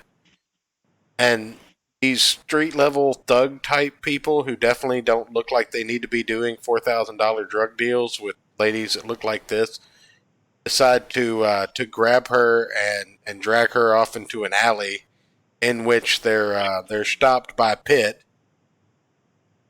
And I just have to say, if they paid her 10 grand to do something, she must be able to clean out an entire Jello container with her tongue in one swoop. Jesus Christ. It was for drugs. It specifically said 4 keys. Why are you so... You know what? You're fired. I just give... One second, Sean. We have a thing. Ayrton? Yes, Ayrton, buddy, true. you're fired. Yeah. So, anyway. Back to normal voice now. But, yeah, he stops and ties up all of these guys with a street sign, and the girl's just kind of like nonchalant about it. She's just like, "You guys, you like a hero or something? There's too many heroes around here already." Yeah, obviously Pitt's like, "Well, I think I just stopped you from getting sexually assaulted in the back of an alley, but you know, cool, whatever. You're welcome." And she turns into a werewolf and comes back to kill the guys that were wrapped up. And this is where the characters reintroduced from the half issue that we didn't go through. But yeah, same character turns into a werewolf, comes back, completely decimates the bad guys, and then gets into it with Pitt. So you know, really has nothing to do with anything that's going on, and doesn't come back up after this. But it fills up the issue, and it gives the oh no, Pitt kills her. Yeah. Yeah, I didn't remember that he killed her. I just thought he knocked her out. But Yeah, and then that team shows up and they're like, "You're a murderer. We're taking you in." But yeah, then they instantly forget about it once Timmy Right. leaves. right, which is next issue, mind you. They show up and they're like, "We're gonna take you in because you're a murderer," and it's almost like even the writer didn't remember that part. But yeah, he feels some remorse for killing this girl, even though he was basically defending himself because she was a werewolf that literally said, "I'm gonna kill you." Yeah. And Actually, it's I kill you. yes, If you- yes, yes, I'm You know, aware. it's like Warski trying to say it. Oh God, he just unblocked me recently. Be nice.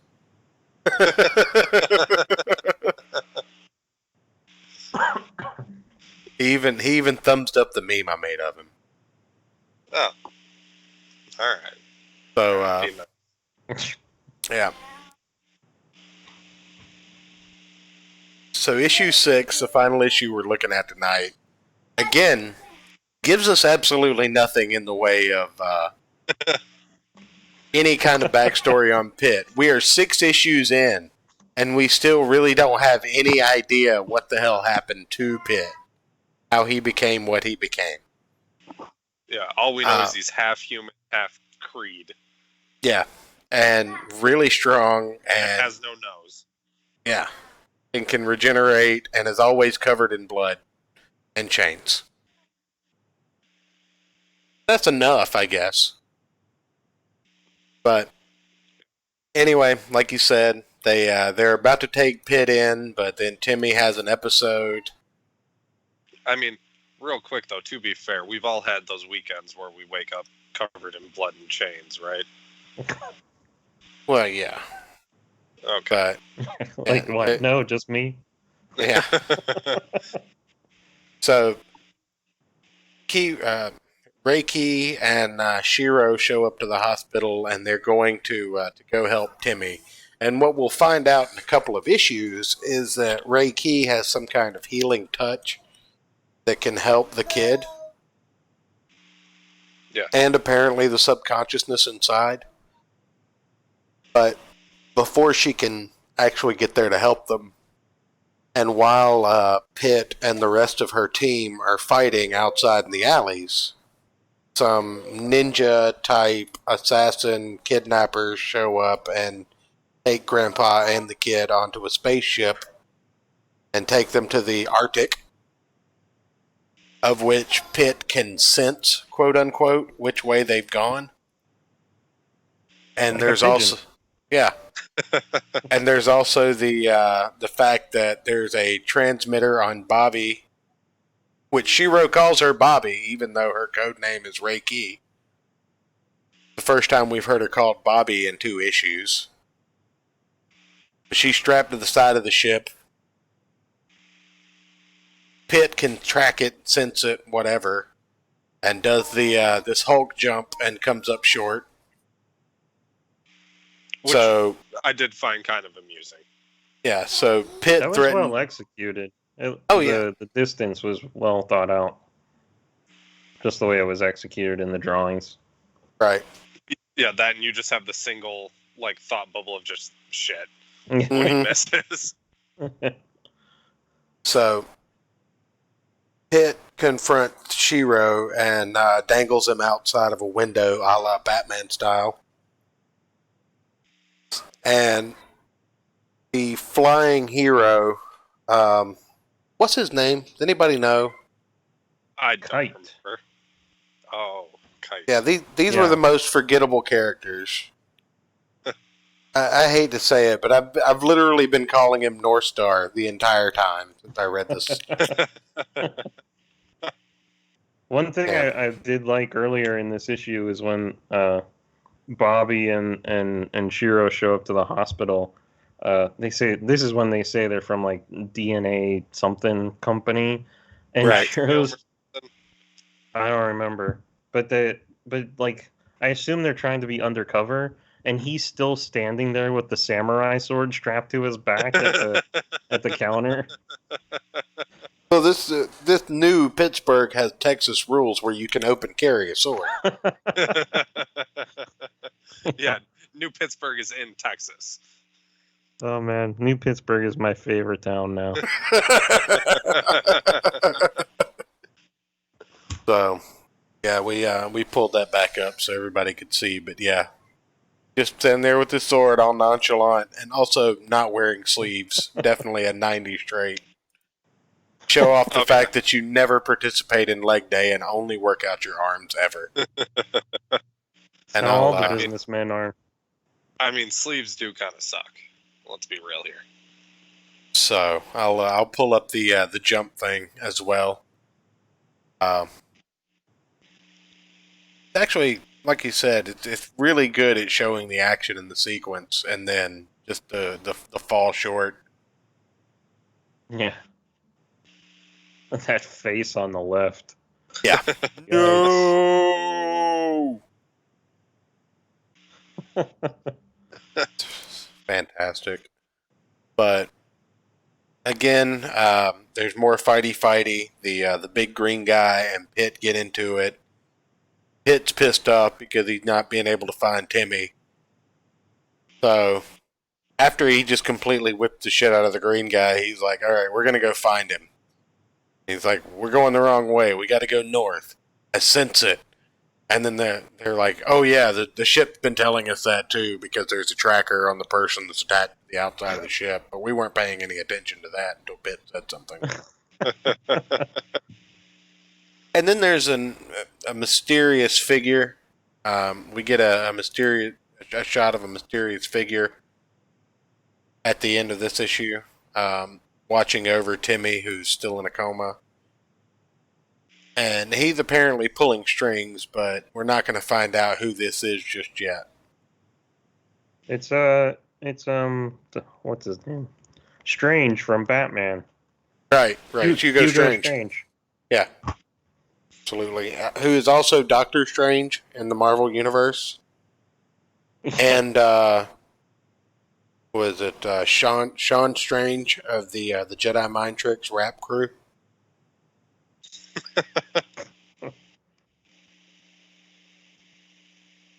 But yeah, very odd independent book. Not a lot to read through.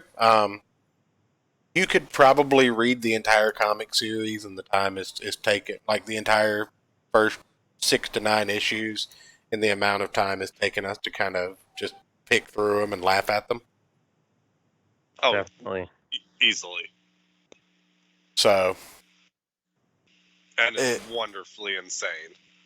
Ayrton gives it 2 thumbs up. I'm going to tentatively give it 1. I enjoyed it for what it was, but it's not something that would have survived long on my pull list back in the day.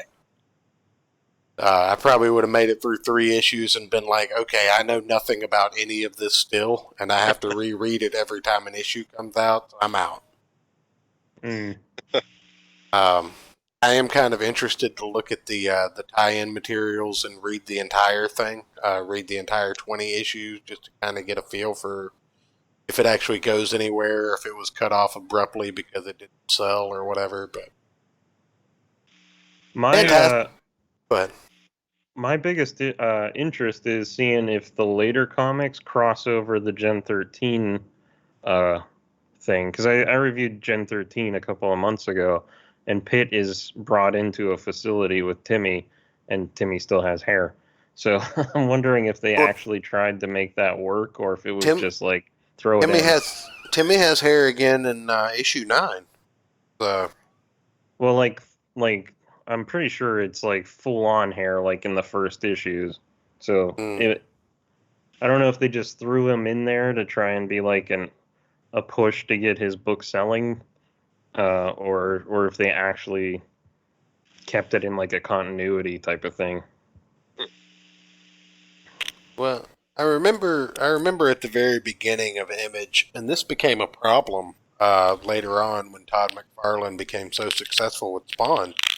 But there was a lot of incestuous crossover in early Image. Pretty much anybody would let anybody write an issue of your story.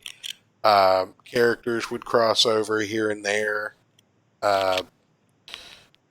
And Todd McFarlane is nefarious for, naming characters after people he knows in real life. Antonio Twistinelli, or whatever, Tony Twist in Spawn, is named after a hockey player, and McFarlane's been sued for that. Right. Which is why Tony Twist didn't show up in the original Spawn movie. Chapel was replaced by a woman named Jessica Priest or something as the character that killed Al Simmons, even though Chapel was created for the Youngbloods, and then slowly phased out of the comics to the point where it's retconned in the actual series that Priest was the one that killed Spawn instead of Chapel. Even though Spawn's the reason that Chapel has the permanent skull on his face. Right. What else was it?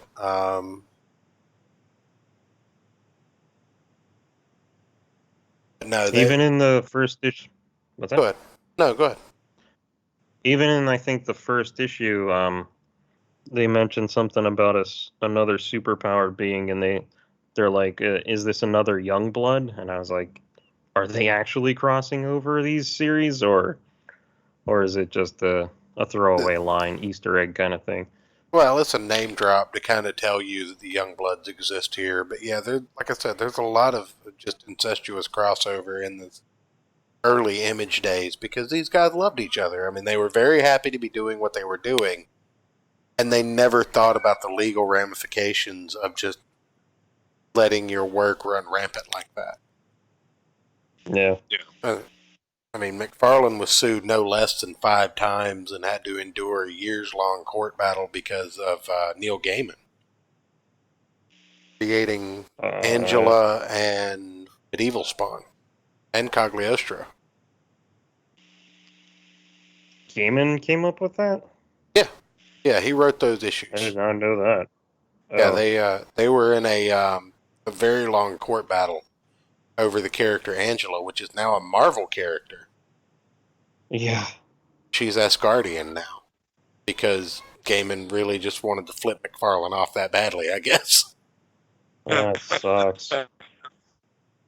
So I Oh, think that's well. why the Redeemer became so important. Yeah. But what are you gonna do? But yeah, See, I'm interested. even not on the internet, you can't avoid drama. Oh no, Yeah. no, absolutely not. Anytime there's money involved. Right? So I'm interested to see where this goes after 20 issues. It'd be interesting to kind of report back in and just kind of a general consensus on what you thought of the whole run or whatnot at some point later on. If you're interested. I'm so interested in the rest of the story. What? I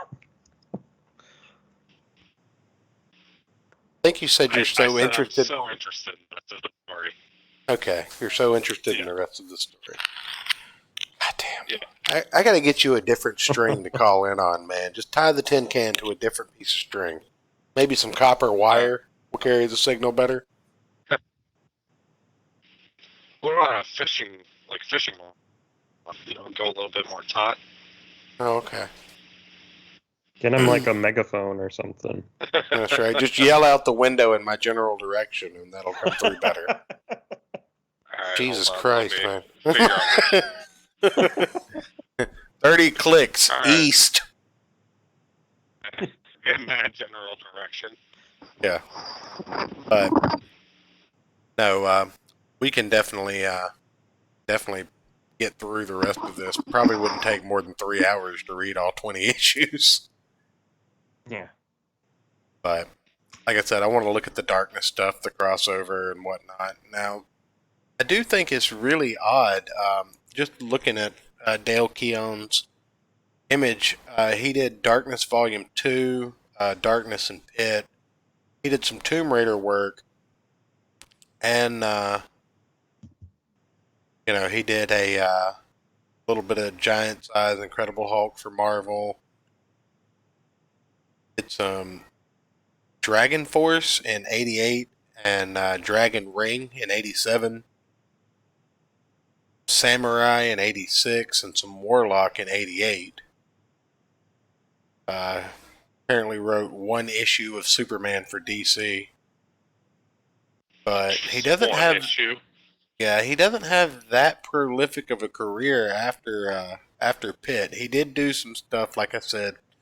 He did Darkness Volume 2 in 2002, Darkness Pit 1 through 3 in 2009, Tomb Raider in 2002. He did 2 issues of the Hulk in the 2000s, and the Darkness Hulk one shot in 2004. But not a lot listed lately. So interested to see if he was doing anything recently or where he character or what. All in all, Yeah. I don't think it's essential to a collection by any means. It's definitely an acquired taste. Like I said, Ayrton seemed to really, really like it. It's not something that my end all be all that it's in my comic collection is my Secret Wars 1987 and my full run of Rom Space Knight. Like that's the kind of stuff that I really value and I really wanted to have and I really dug for. I'm a big Spider-Man fan, big Green Lantern guy. This really just didn't hit the mark for me. It was fun and it was easy to get through, but just looking at it on the surface of storytelling and whatnot. I don't think that, like I said, if it was in my pull box, if it was something I was paying, especially currently, if it cost $4 an issue, it definitely wouldn't Ugh. hold up. Yeah. It's Yeah, I couldn't see narratively paying lacking. $4. Right. I mean, it gets the job done. I think it eventually gets you to where you need to be in the story. But today, at the current pricing and the way it's currently going, I don't think the art alone would carry it. No, I would But agree with that. But as anybody who's listened to the show for any amount of time knows, the more ridiculous stuff is, the more I love it. right. Yeah, I don't know if you're familiar with Chew, Sean. I know of it. I wanted to read it, and then I saw how certain people behave online that create it, and it kind of turned me off from it. Yeah, that happens a lot. If I had read it, if I hadn't read it before the whole Comicsgate thing ignited, same thing with Astro City, same thing with Irredeemable. I've read a lot of great stories from a lot of, let's just put it out there, cuckish people. Yeah. You know, um, like there's a lot of soy behavior from a lot of people that wrote some really good stories in their day, and it really does pronounce in current standings. But I'd say if you can find it at a secondhand store, Mhm. or through completely legitimate means in the darkened Minecraft servers of the Pirate Bay, then by all means read it. It's fun. It's very fun. Yeah. And I introduced Ayrton to it last week when we had to kind of come up with the show on the fly because of a last minute cancellation. And I was reminded at how much I liked that book. Yeah. But anyway, There's go ahead. the big tough one for me is forever. I've heard how great Kingdom Come is, and I'm like, ugh, that's Mark Wade, and Well, I, I'm like, I'll play if I devil's buy, advocate here. I think Mark Wade is just the name on the book to put a good writer on it because that's Alex Ross's story. yeah, that's like the main reason I want to see it is because of Alex Ross, but most of the time I'm like, well, I should just get it because any money going to Mark will probably just end up going to diversity in Richard comics. Meyer. Yeah. Hell yeah. That's the way to look at it. But you can rest assured if you can pick it up secondhand that no money is going to Mark Wade at that point. So Yeah. Yeah, there's a pretty decent used bookstore near me that just it has like 2 sections filled with graphic novels. And I always leave with like a stack of books, and I get home and I have nowhere to put them. oh yeah. Yeah, I've reached that issue. I've got a closet full of long boxes, and I've got a pull list of almost a full filing cabinet drawer at my comic shop, and I'm just trying to figure out where I'm going to put more boxes later. Yeah. But no, now you said you were working on a story. Is there anything you want to let the people in on before we go off the air? We got about 7-8 minutes left. If you want to give us an elevator pitch. The basic, very without giving anything away, really, because Right. it's not ready. The basic idea is it's my background is in animation. That's what I went to school for. So it's kind of a cartoony looking story, but it's sci-fi, and it's basically a character is forced to leave his home planet uh, to avoid this unjust war. And when he comes back 3 years later, because he gets anxious to find out what happened to his family, he sees that the planet's overrun by aliens, and then he's basically just trying to find his missing family. And it's all me doing it, so it takes forever to get any of it done. So I'm hoping by the time I'm by the time I'm 40, I can have the whole thing done, and that'll be part one of, or like that'll be my episode 4, original Star Wars, and then I'll be free to do the next story and the next story, and hopefully I won't be dead before the whole saga is finished. Yeah, that's. I think that's what a lot of people are worried about with George R. R. Martin, that were invested in the Song of Fire and Ice books. Yeah. Like I recently finished all of part 1 of this first story, Mhm. and but it took me so long to get here that I'm like, I could start crowdfunding it, but and release the whole story in like sections, but by the time I'm around to releasing part 2, it'll probably be like 3 years from now, so it's like people aren't going to want to wait around 3 years for me to finish a book. I don't know, man. Way it looking, Van Sciver's been pushing Cyberfrog the way he has, and like I said, the biggest criticism is lateness of it, but I think it's been Yeah. proven that people will wait for good stuff, and he's already said that next year's campaign, once Cyberfrog fulfills, is going to be Rainbow the Brute, Yeah. and that's going to be a longer campaign, and we probably won't see Cyberfrog again for another 2 or 3 years. Yeah, I remember when he was saying that he was like, "Should I do Cyberfrog 2 or do Rainbow next?" And I was like, "Cyberfrog, I don't care about Rainbow, just finish that story." I've got to have And Rainbow, dude. As soon as he told me that the kid is going to be the kid of a Polly Pocket and Rainbow the Brute, and the reason is because Polly Pocket's only bend at the waist so that they're all whores. yeah, that was pretty funny. That made me laugh. I was immediately in on that, and then he talked about Bro White, and I was just like, Yeah. God damn it, I've got to have them all. I've got to have this anti-politically correct fairy tale line. I'm right there with you. I'm so sick of the nonsense that people I'm just so sick of the nonsense. Yeah, well, I've actually been pretty impressed with a few things lately. Mainly Hickman's X-Men run has caught my attention. Hmm. It's the first Marvel book that I bought in 6 months or more.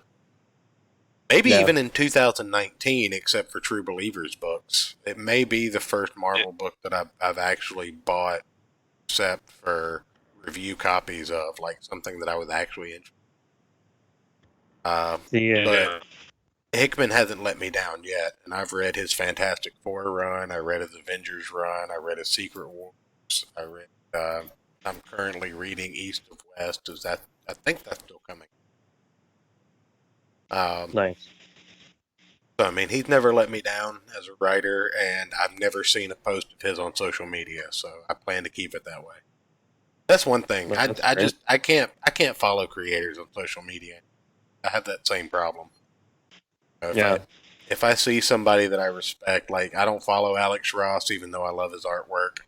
I don't follow Well, because I don't care. I don't care about their political opinion. I don't want them. I don't need Yeah. them, and it'll just piss me off, Sure. regardless of what they are.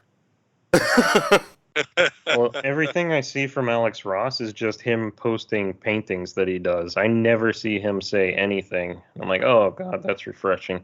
That's because he's a professional. He wants to make money. Yeah. Yeah. He wants your money. He wants you to spend $1,000 on his comic books. Yeah. Ayrton's seen them. I think I can dig up the photo of them. But I've got the entire Earth X series autographed by him, or Marvels. It may be Marvels. Yes, Earth X Zero and the full 4 Marvel series. Awesome. So that's one of the only autograph things that I've ever sought out, was getting him to sign some books for me.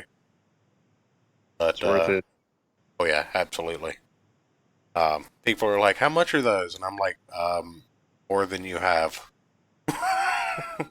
You can't pay me enough to part with these things. I'm sorry.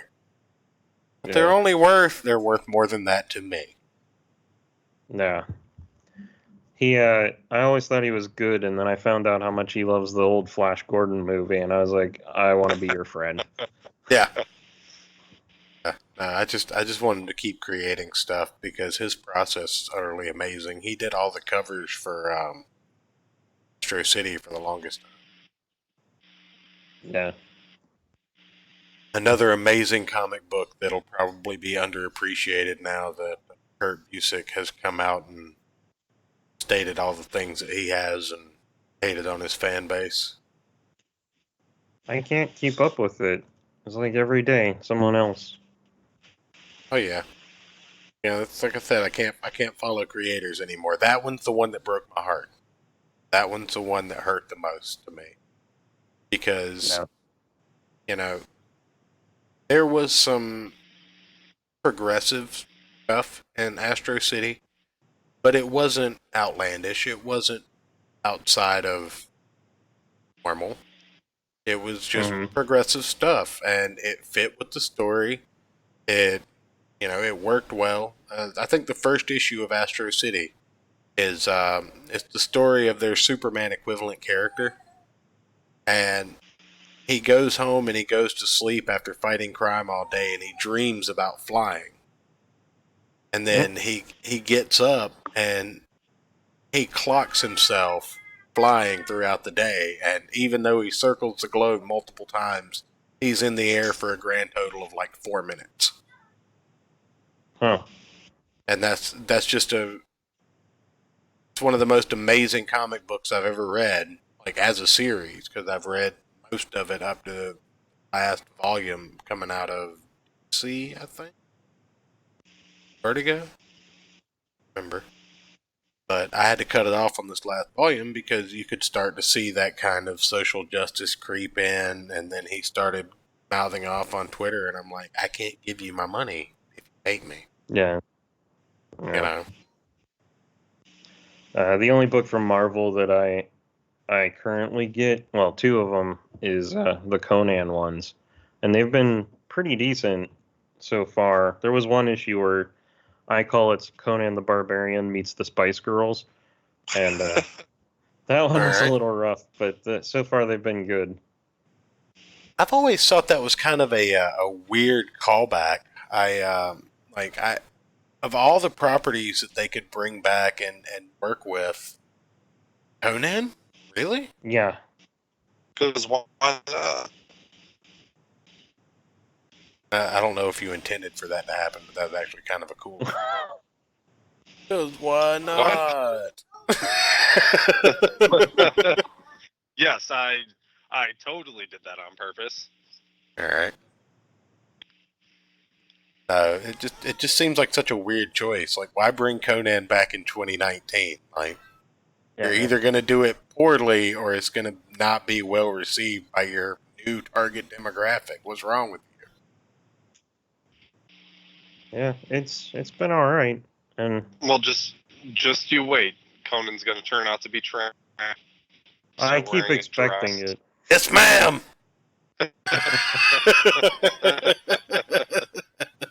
I mean, they're not quite the savage sword of Conan's from the 70s, but I don't think anything could be. We've talked about that before. There's just some things you just couldn't get away with on a printed page. Yeah. Say, what do you do? But Wilhelm Fisk. I think that about wraps up the show. Unless you had anything else you wanted to add, I will go ahead and plug. I do have your Twitter and your YouTube down in the description below, so everybody definitely go like and, or go subscribe and turn the notifications on for Sean Krummel on YouTube. What's the name of your channel? Random Back Issue Comics. It's supposed to be weekly reviews, but it ends up being like bi-weekly because life. You're telling us. Yeah. But yeah, definitely go check him out. You do more of a video thing. You don't do the stream thing like we do, where you babble on for 2 hours.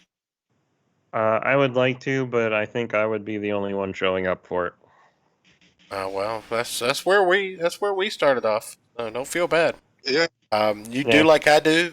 Just get really drunk, and then after the show, when you showed up by yourself and nobody showed up to watch, just make a drunk tweet and say, "Hey, who wants to be my co-host?" And maybe you'll find an Ayrton. Yeah, maybe. Who No was also doubt. drinking at the time. But you know, you'll have somebody else who wants to call in on a tin can and talk to you. But anyway, I definitely appreciate it, man. I never would have looked at these books if you hadn't done your review on them. So Oh, yeah, Yes, thank you very much.